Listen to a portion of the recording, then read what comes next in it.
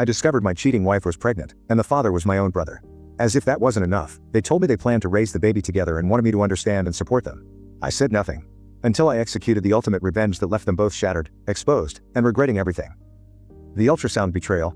I still remember the day I thought everything in my life was falling into place. I had just closed a major deal at work, the kind of promotion that comes once in a lifetime. I was smiling all the way home, thinking about how to surprise my wife, Alina, with the news. Maybe take her out to dinner or finally book that beach vacation she'd been hinting at. She was already home when I walked in, standing in the kitchen with a strange look on her face, excited but nervous. "I have news," she said before I could even hang up my coat. "I'm pregnant." I froze. Alina and I had been trying for years with no success. We grieved over negative tests, suffered through expensive fertility consultations, even discussed adoption. So to hear those words now, without warning, felt like a miracle, a shock, a gift. I ran to her, kissed her forehead, eyes stinging with tears. "We did it," I whispered. "We finally did it." But that's not the part I'll remember forever. That came 3 days later. Alina had a prenatal checkup and asked me to meet her at the clinic. I arrived late, stuck in traffic, but as I stepped into the hallway near the OB/GYN's office, I heard voices, familiar voices. "He has no clue," my brother Dean said, chuckling. "I still can't believe you went through with it." "I had to," Alina replied. "He kept pressuring me about kids and you. You were always better anyway." My heart nearly stopped. I didn't step into the room. I didn't scream. I didn't confront them. I walked away silently, like a man in a dream. No, a nightmare, one that just kept tightening around my throat. When I got home, Alina acted like everything was fine. She showed me the ultrasound picture and said, "Look at our baby." I stared at it, a tiny, grainy blob, a lie in black and white. But I said nothing because I knew then I would destroy them both. And it would be slow, cold, and unforgettable. The quiet before the collapse. For the next 2 weeks, I became the best actor I've ever seen. I kissed Alina goodnight. I rubbed her back when her morning sickness kicked in. I even helped her schedule a gender reveal party. Every lie she told me, I smiled through it. Every time she touched me, I wanted to recoil. But I had a mission now, one that required patience, planning, and silence. I started with a will. My parents had passed a few years back and left their estate to be split between me and Dean. But the final transfer hadn't happened yet. My lawyer, Marcus, had been handling it, waiting on a few final signatures. So, I met with Marcus and made some changes, quietly, legally. I transferred my share of the property, investments, and inheritance into an LLC, one that only I controlled. I told him I had my reasons. Marcus, a former divorce attorney, didn't ask questions. He only smiled knowingly and said, "Just tell me when it's time." Next, I handled the house. Alina never paid attention to our mortgage. She assumed we co-owned it. She was wrong. Due to some refinancing we'd done a year prior under my name with my credit, the deed was solely mine. She was just a resident. So, I called a real estate agent and told him I wanted a private appraisal just for future planning. Then, I began digging into Dean's life. He had a high-paying job in tech sales but a horrible gambling habit, something only I knew. Over the years, I bailed him out of more than one emergency. His credit was wrecked. He owed me over $30,000, unofficially, of course. Now, I didn't want it back. I wanted something better. I spoke to a friend who ran a private security firm. Told him I wanted someone followed discreetly, legally. Dean wasn't just cheating with Alina. He was cheating on her, too. Multiple women, one of whom, it turned out, was engaged. The photos I received were pure gold. But I still said nothing. Not yet, because the gender reveal party was approaching, and that's where I planned to break the world wide open.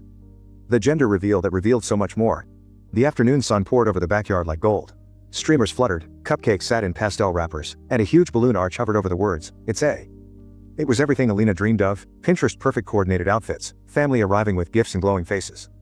Dean was there, of course, smug, wearing a polo shirt that screamed, "I'm part of the family now." He stood next to Alina a little too comfortably, hand on her back, like I wasn't 5 feet away. Everyone thought I was a saint, so supportive of his brother's involvement, so calm, so forgiving.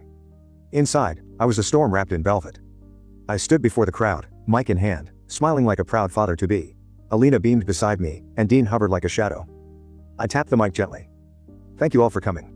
Before we find out if it's a boy or a girl, I wanted to share something personal." Alina stiffened beside me. Dean blinked. "I've always believed that family is sacred. That trust, once given, should never be broken. But sometimes the people closest to us, those we love the most, become the ones who betray us the deepest." A hush fell over the crowd. Alina reached for my arm. "Honey, what are you doing?" I stepped just out of reach. "I recently found out that this baby isn't mine." Gasps rippled through the yard. Dean's smirk twitched. Alina turned ghost white. I remained calm as ice. "It belongs to someone who's not just close to me, but blood. My brother, Dean." I swung toward him. He stammered, "Wait, what?" "Oh, we're not done." I turned to the projector screen. "Let's roll the footage." The backyard TV flickered on. A slideshow began, screenshots of messages between Dean and Alina, timestamped photos of hotel check-ins, security camera footage of them sneaking into the house, and finally, a picture of Dean kissing another woman dated last week. Alina collapsed onto the grass. Dean's fiancée, yes, the one he'd secretly proposed to behind Alina's back, was standing in the crowd. She threw her drink in his face and stormed out without a word. Dean lunged toward me. "You sick bastard. You ruined my life." I didn't move. "No, brother. You ruined it yourself. I just showed everyone what was already there." Alina sobbed. "Please, can we just go inside and talk?" I turned to her, calm, cold, done. "Talk to the man you thought you'd replace me with." Then I raised my arm and released the balloon trigger. Pink confetti exploded into the sky. A girl, but not my daughter. And that was the last time I ever attended one of their celebrations. Blood may be thicker, but loyalty is everything. The gender reveal party went viral within 24 hours. Someone's teenage cousin had captured the entire event on their phone, from my opening speech to Dean's jaw drop to Alina sobbing on the lawn. They posted it to TikTok with the caption, "When your husband finds out the baby isn't his, but his brother's." At the gender reveal. Over 7 million views later, I was no longer just a betrayed husband. I was a symbol, a quiet avenger. But for Dean and Alina, it was the beginning of a complete social and personal meltdown. The divorce papers came with a twist. 2 days later, I served Alina. No shouting, no fights, just a cold, efficient drop-off from my lawyer. But I wasn't simply divorcing her. I was invoking fraudulent paternity and marital deception. My lawyer included all digital evidence of the affair, video surveillance showing Dean's frequent overnight visits, and a notarized letter from a genetic testing clinic confirming the baby wasn't mine. The court had no sympathy. I walked away without paying alimony, child support, or giving up a single asset. The house, mine, the savings, secured in my name months earlier under a personal trust. Her car, leased under my name, was towed the next morning. Alina tried to counterclaim for emotional distress. The judge barely let her finish before rejecting it.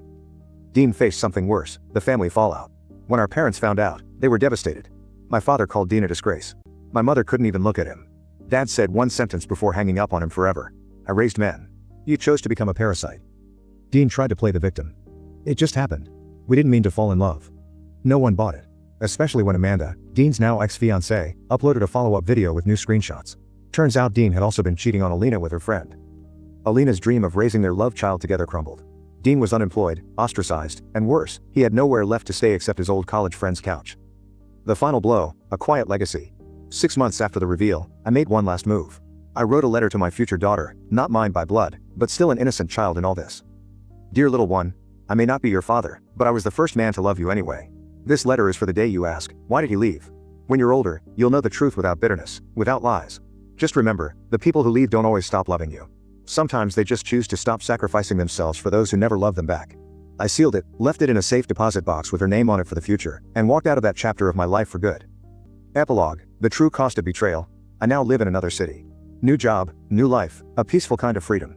And every now and then, when someone mentions betrayal or heartbreak, I just smile and say, don't worry. Life has a way of showing people exactly what they gave up. Because the best revenge is surviving what was meant to break you and becoming the one story they never stop regretting. If this story made your heart race, hit that like button. If you've been through betrayal, drop a comment below. Your voice matters.